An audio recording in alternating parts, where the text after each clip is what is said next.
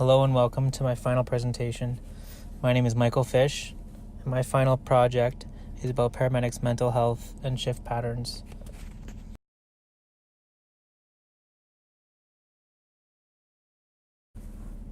This study is to tell if various shift patterns have an effect on paramedics' mental health. Do different patterns create increased stress and decreased work enjoyment? As a paramedic for 9 years, I'm interested in this field, and I feel that it's important to try to increase work satisfaction while decreasing stressors on the job. So can we help paramedics' mental health through changing schedules? We can try.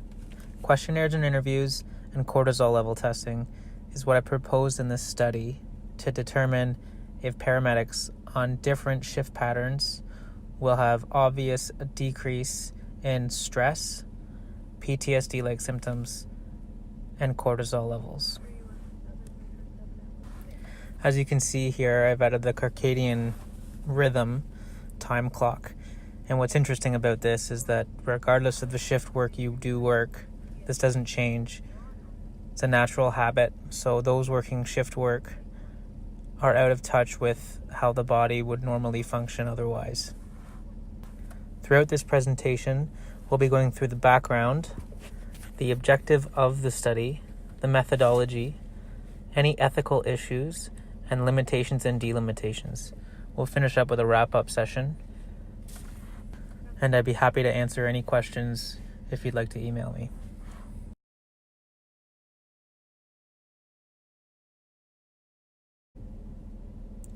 Something that I find interesting is that paramedics have the highest rate in Canada of any other first responder with the prevalence of their mental health illnesses and suicide. Quite a few areas have been identified that causes this increase over any other first responder, and that is out-of-date shift patterns, forced overtime, so a paramedic is unable to go home at a regular day end or night shift end in case there's a call. Normally, paramedic services are quite busy. In Durham region, it's very likely that you will get overtime on your shift. You will have always missed meals, where you could go up to 4 shifts in a row where you don't actually get 30 minutes in your 12-hour shift to sit and rest. And you also deal with the most critical patients for the longest amount of time in their environment. So car accidents, if someone has died at home, paramedics will be there with the patient through whatever is going to happen until they get to the hospital, providing interventions, providing a transport, and then at the hospital, passing off any information or any diagnosis or treatments that were made on scene.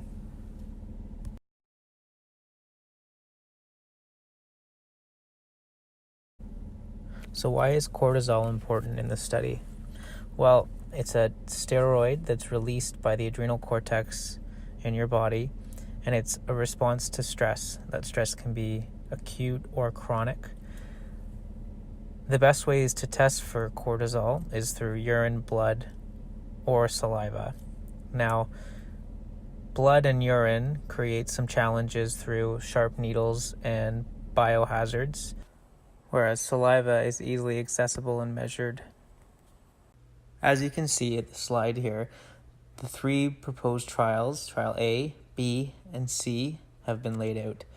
Trial A is a 2-week rotation, very common with police and nurses. You do 2 days, 2 nights, subsequent by 4 off. You rotate that through the yearly rotation. Trial B is called Continental, 2 days, 3 nights, 5 off, 2 days, 2 nights, 4 off, 3 days, 3 nights, 4 off. Trial C tries to continue a cluster of days or nights. So it uses what it's called a split of the 3 days, 3 nights. You have 4 days off, and then you work 4 nights in a row, 4 days off, 4 days in a row, and then 6 days off.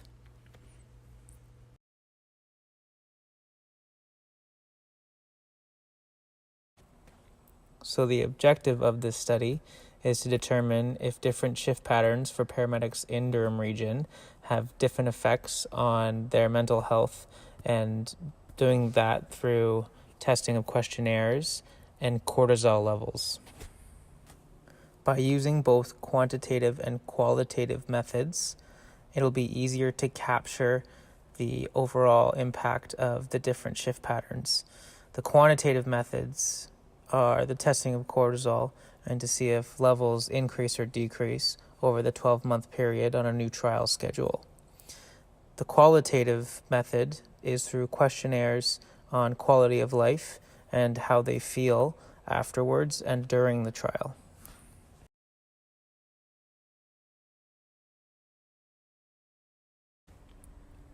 As stated in the previous slide, this research is done with mixed methodology. How do we choose our paramedics? Well, due to it being a unionized environment, we must take all classes of paramedics and work them down to two populations: advanced care paramedics and primary care paramedics. On an ambulance, you have one of each, and in the trial, you'll have to continue one paramedic that's in advanced care and one paramedic that's a primary care. From there, paramedics will be chosen based on their seniority to honor the unionized environment that we work in. This type of sampling is known as purposive probability sampling. There will be three main checkpoints in this study.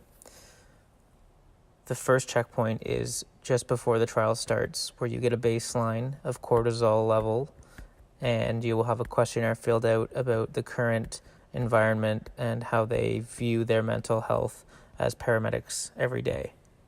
6 months later, we will do a repeat of the cortisol level testing and another questionnaire to see if there's any changes in either one of the tests. And finally, at the 12-month or the end trial, we will have another cortisol test followed by a questionnaire. With that data, we can determine if there's any changes in either the cortisol or the questionnaire responses by the paramedics themselves.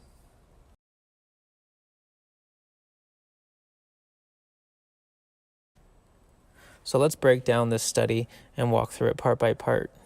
First, we have a presentation. This presentation will be given to any paramedic in the region that is interested in participating in this trial. Paramedics will then be given 1 month to decide if they feel that the trial study is good for them. This 1 month will give them the opportunity to speak with their family and friends and make a fully informed decision. The next step is a schedule assignment. Out of the paramedics interested in becoming participants in the study, each ACP and PCP will be chosen based on seniority, again to honor the unionized environment. 3 main schedules will be provided to trial, which are the most common schedules for shift workers across Canada. Each trial schedule will have 2 ambulances. Each ambulance has 2 paramedics. Therefore, 12 paramedics will become participants in this study: 6 advanced care paramedics and 6 primary care paramedics. Once we have the sample population of the 12 paramedics, baseline cortisol levels will be taken, as well as a questionnaire about the paramedics' perceived mental health. On January 1st, 2020, the trial schedules will begin. 2 ambulances per trial schedule, with 3 different trial schedules ongoing. With the baseline tests complete, the next time paramedics will come in will be in 6 months, and they'll have their cortisol levels taken, as well as the same questionnaire. After the 12-month mark, the trial will end. Paramedics will be given another cortisol test, as well as the questionnaire, and be transitioned back into their pre-trial schedules. All the data will be compiled, and we will be released to the paramedics across Durham Region.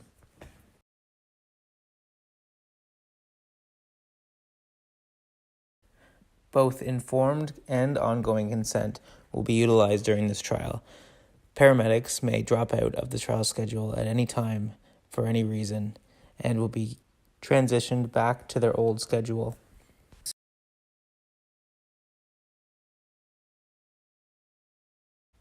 Limitations and delimitations.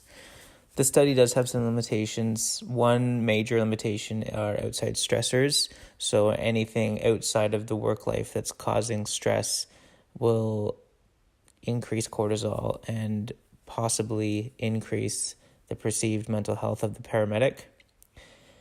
Unforeseen log absences. So if someone gets hurt and they're off the trial schedule for an extended period of time, we can't take the values that come from the tests at heart, as they wouldn't have been on the trial schedule for very long.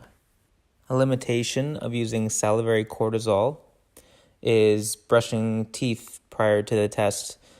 This will be easily fixed with a note asking paramedics to come to their base 15 minutes early at the 0, 6, and 12-month mark to have their testing done.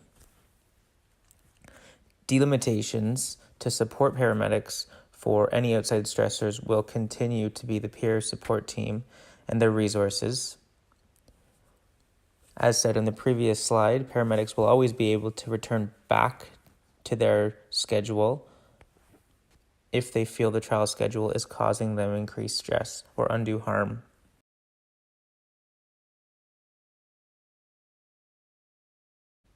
Well, that ends my presentation. I hope you've enjoyed it. Again, if you have any questions, feel free to email me and ask.